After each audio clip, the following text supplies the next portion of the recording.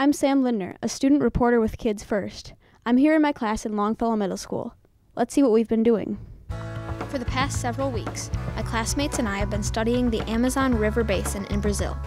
But instead of learning our facts from a textbook, we are using multiple forms of technology to follow a group of students on their live journey through the rainforest, something our teacher, Ms. Halderson, thinks is important. With today's technology tools, we no longer need to read about everything from a book or to listen to a teacher lecture. We can actually interact with people from all over the world and actually get involved in making our world a better place. The students we followed were part of an organization called Impossible to Possible. Their goal was to hike nearly 125 miles through the Amazon River Basin over the course of several days. The group used an internet program called Epic Tracker that allowed us to track their daily progress through the forest. This region of the Amazon is, on our topic of biodiversity, been unbelievable. We've seen poisonous snakes, we've seen beautiful butterflies, we've seen all kinds of incredible things. Their goal each day was to travel 10 miles while adjusting to the weather and other challenges that the Amazon presented.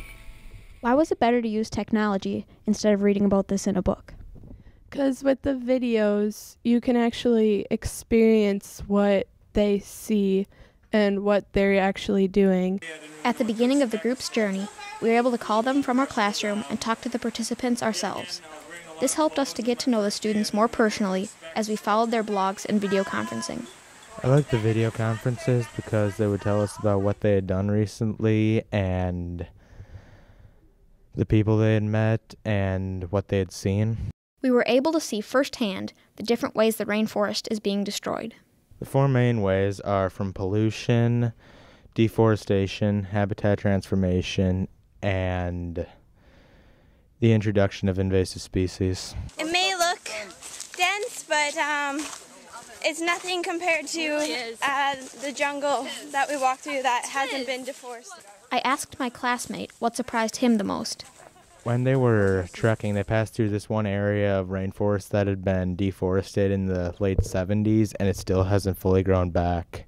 It just goes to show how if we take it all at once, it'll be gone.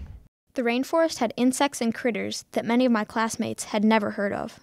I learned that there's lots and lots and lots of bugs there, and a few of them are even bigger than my palm.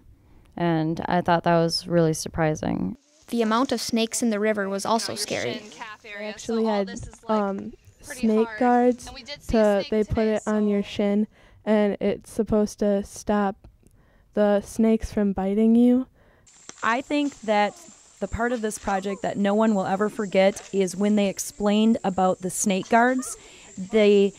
They wear protective snake guards that go from their ankles all the way up to their knees, and the supplier guarantees that if they are bitten by a snake that they will live. The organization's website allowed us to have hands-on learning. When we thought of a question about the rainforest, we would post it on the website. The next day, the group would answer our question, sometimes sharing their personal stories or photos to give us more specific answers to our questions.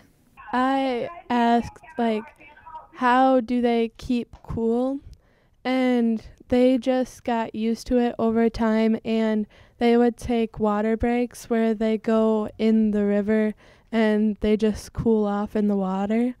And it rained a lot, and just the humidity, it was very hard to watch. They were wet all the time. As we learned more about the Amazon, we were able to see some of the devastating effects the rain has had on the people and buildings in the Aboriginal village of Taquera. The group showed us a video of a school that had been damaged by flooding.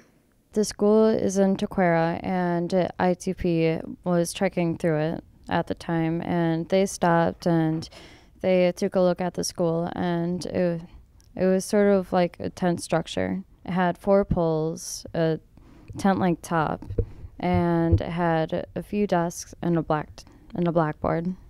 My classmates and I have signed on to help. What we're doing is that we're raising money to help get built an eco school, and for the kids in Taquera for them to learn about how to save the rainforest and not use deforestation.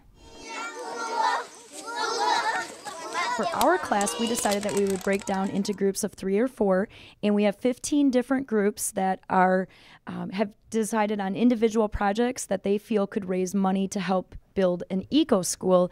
Some of my classmates are selling pencils. Others are holding bake sales.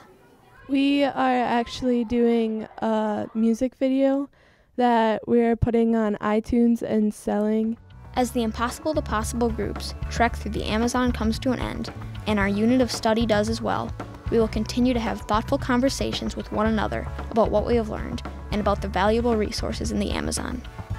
We will educate others in our school and community as we continue to work toward our goal of raising $20,000 for the new school.